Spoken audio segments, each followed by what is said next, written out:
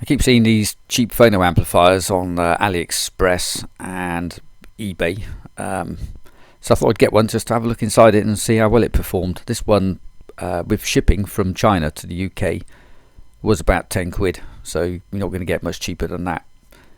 The phono amps let you interface a record deck to an amplifier that doesn't have the special input that is needed to support a turntable.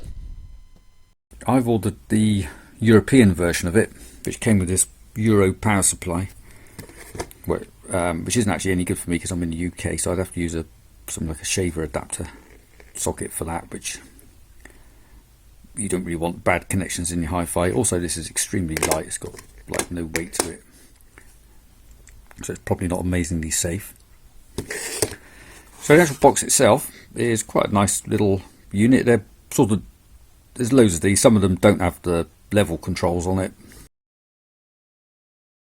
I guess they're mass produced by some electronics company in China and then they're just rebadged. You've got the output.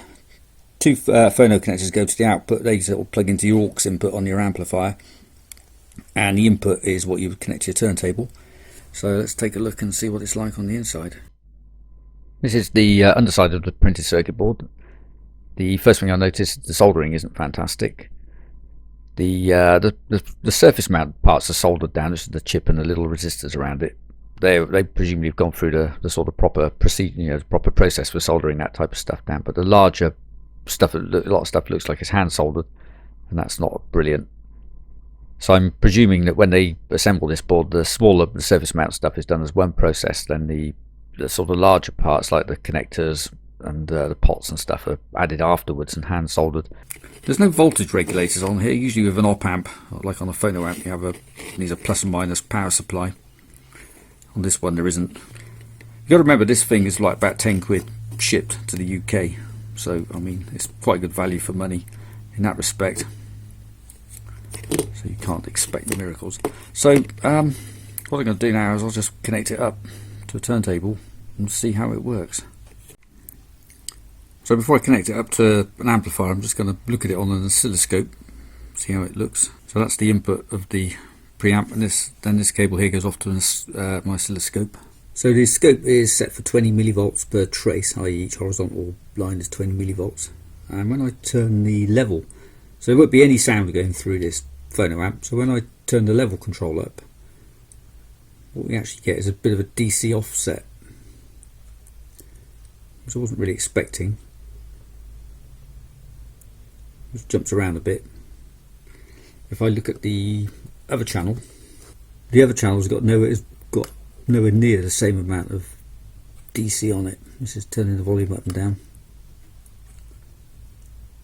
The offset, when I first tried it, was much worse. The offset on the left input was like twice as high as it is now.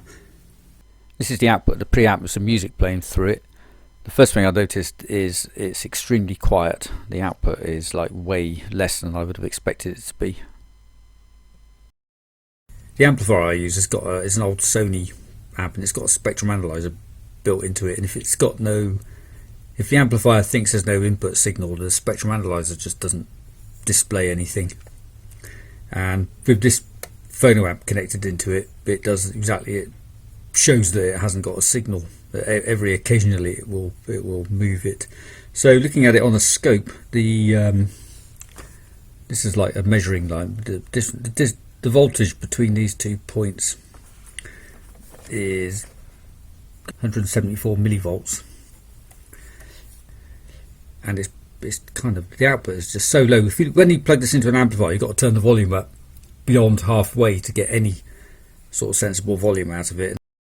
This is the volume control on the actual preamp, so that's at maximum. So basically it's really, really low. I'll show you the difference between the output of this phono amp and the output of a CD player. So this is playing a record off a turntable. This is the output of the phono amp. So I'll now swap it over to the output of the CD player. Right, this is the output of a CD player. So as you can see, it's totally swamping it. So if I turn the scope's gain down,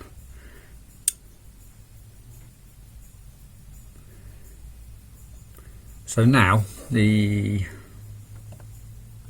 I get a loud bit. So the difference, I go to the measure it, almost 5 volts at that point. Ultimately, it's showing you the difference. The output of the CD player is a hell of a lot louder than the output of the turntable phono amplifier. So I've tested this phono amplifier with a completely different amplifier to see how that worked, and again it was the same problem. The phono amplifier just isn't really producing a high enough level to drive the amplifier at a sensible point, so you have to turn the amp's volume way up more than you would normally. So if you then got it set for your turntable input and switch your CD input, your amp's going to be really loud. There's also a lot of buzz on the output. Any music playing it can be drowned out by the background buzz. So all in all, it's not really a very good product, and if you're thinking of buying one, you're going to get what you pay for, unless I've just got a bad one. So yeah, thank you for watching, and please subscribe to the channel for more videos.